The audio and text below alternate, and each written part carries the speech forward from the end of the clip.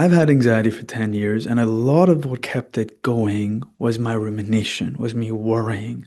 Oh my God, I have this physical symptom. Oh my God, what if something's wrong with my health? And this just kept the cycle going.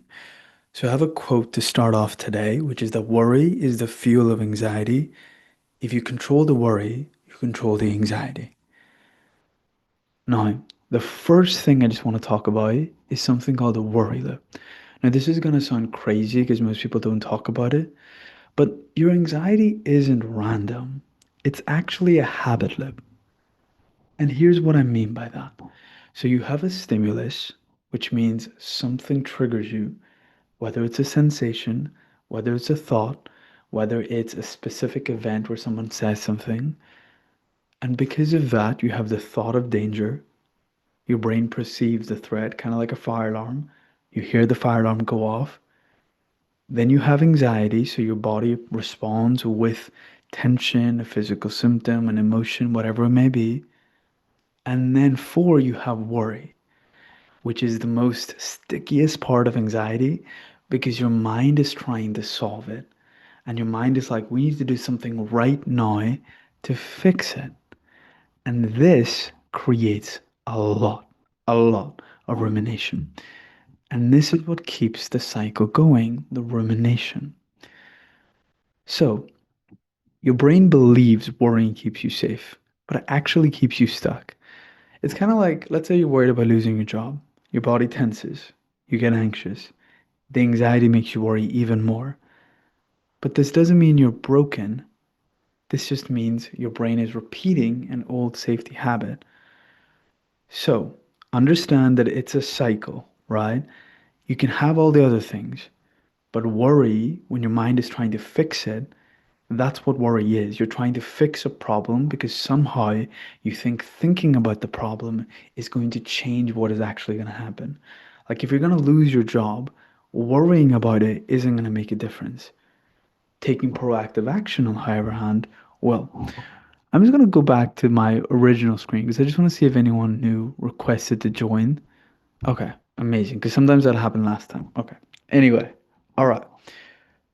The second thing, why the fuck do we care about worrying? Like, why do we love ruminating?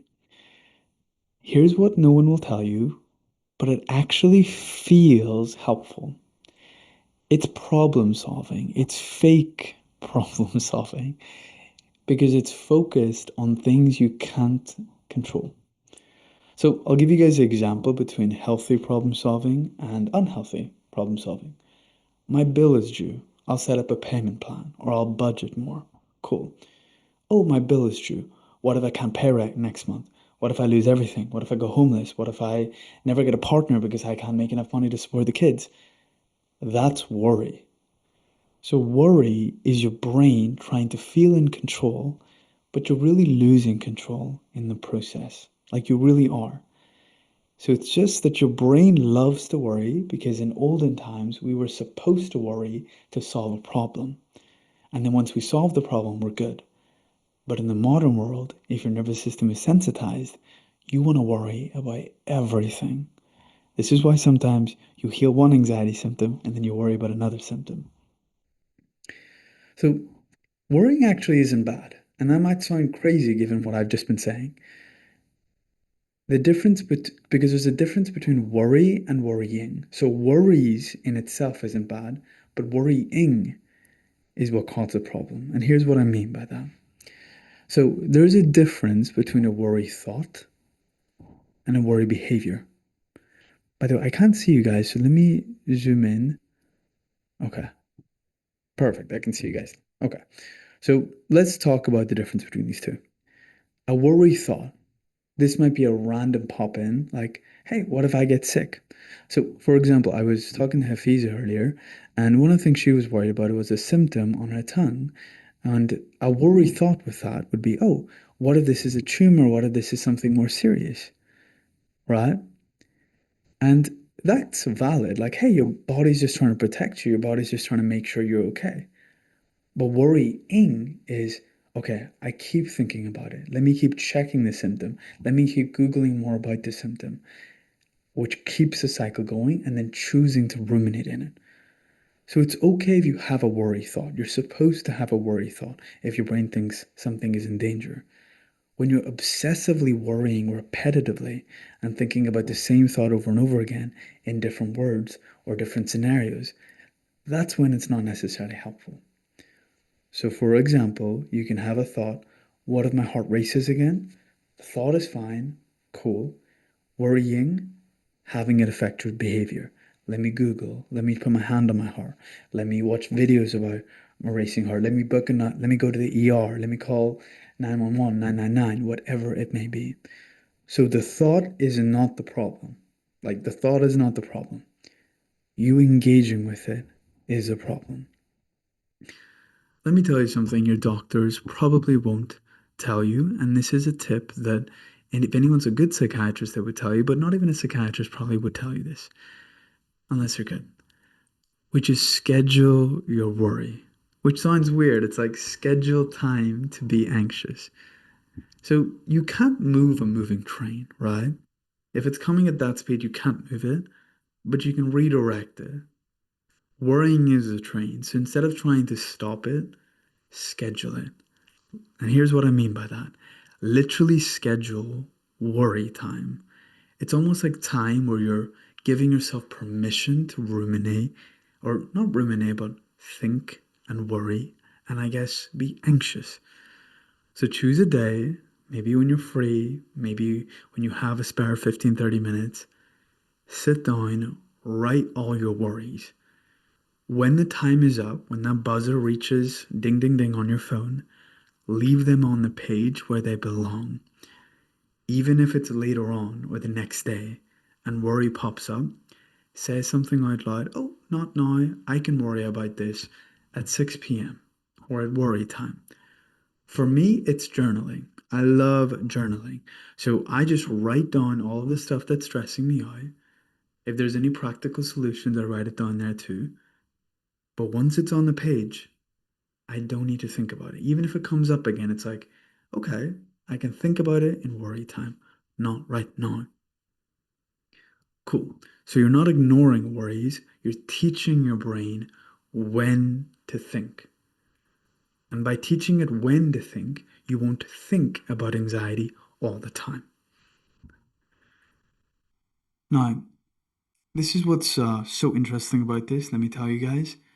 We can redirect to what matters now. So after scheduling, you shift the attention to your values. So the present moment, your goals, the people you care about, the work you're doing in that moment, the thing you're doing in that moment. So for example, it's like, hey, I want to be with my kids right now, or I want to enjoy this sunset, or I just want to enjoy this drive to enjoy the drive. So when a worry shows up, you can do a simple practice like acknowledge it. Is it worry time? If it's not worry time, it's not important right now. Schedule it. And then whatever's happening in that moment, redirect your attention to that. If it's your son or daughter trying to play with you, if it's a book you're trying to study, if it's a hobby you're trying to do that. Leave worrying for worry time. And this is what no one tells you about mindfulness. Mindfulness isn't about stopping thoughts, it's about choosing what gets your attention. So when you're sitting in meditation, you're meditating, you're just focusing on the wrong things. So when you're really meditating, it's you're letting attention go instead of on the thoughts, always being consumed by them, always being consumed by your emotions, resisting, fighting, grabbing at things, pushing away. You're just letting the attention go into the awareness that's always and already here. So choose what gets your attention. It's like we all have the same 24 hours a day. In the day, you can choose where your time goes. In the same way, choose where your attention goes. Cool. Let me tell you guys something really interesting. So, I want you guys to know the difference between short term versus long term relief. Distraction, scrolling, Netflix, avoiding your emotions, avoiding your sensations, symptoms, thoughts, can help in the short term because you're distracted. But long term, it teaches your brain to worry, or it teaches your brain that worry is dangerous, right? So If you're like avoiding things and that's the way you got dopamine before, by avoiding something uncomfortable, you're teaching your brain that because your brain learns through behavior. That's what learning means. Something happens and behavior changes.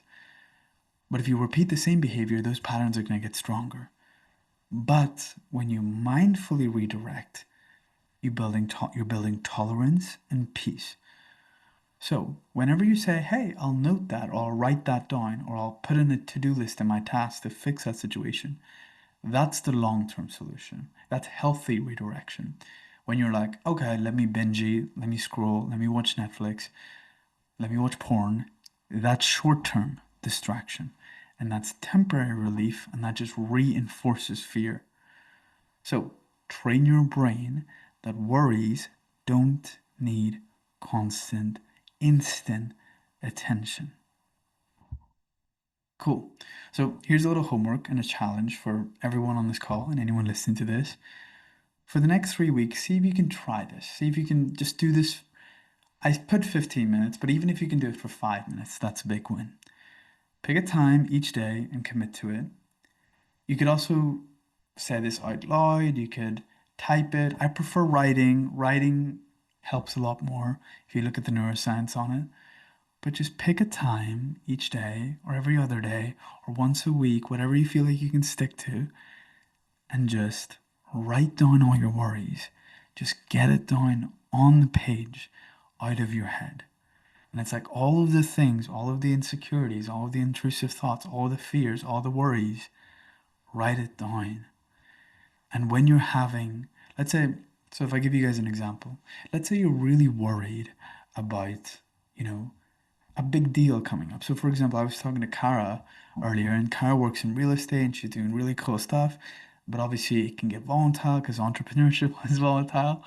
But I was like, okay, so if you're worried about a deal, but there's nothing you can do in that moment to fix that deal, it's not worth thinking all the ways you could feel.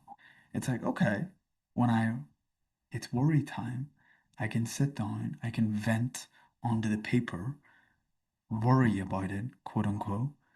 But then if you're just trying to eat food or you're going on a drive or you're just on a plane, it's like, okay, not now, brain, later. You can think about it later. And here's what's crazy. When you actually schedule mindful worry time, your mind naturally gets quieter because you're training your brain. There's no point thinking about this right now. There's no point trying to figure out the next thought because it's not necessary.